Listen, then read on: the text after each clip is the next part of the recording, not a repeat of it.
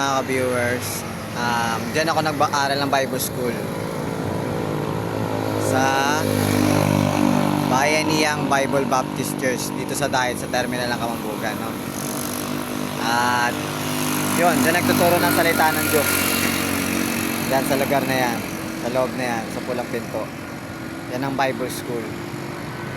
At glory sa Panginoon, nakapag-aral ako dyan kahit paano sa biyaya ng Panginoon. At masaya ako nakapag-aral. Ano? Kasi marami ako natutunan sa Panginoon sa salita niya na hindi ko natutunan nung wala ako sa Bible School, no? Salamat sa Panginoon, biyaya lang na ipinapaalala sa akin ng Panginoon.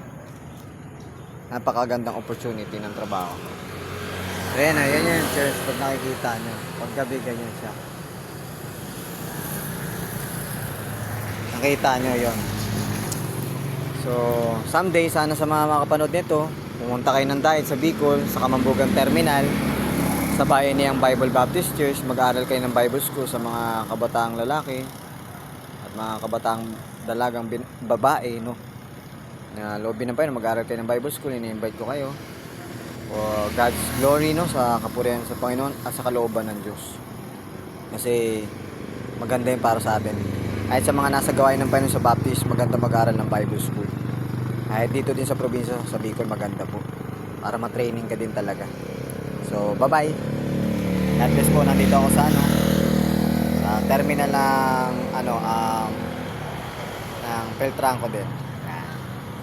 So, bye-bye.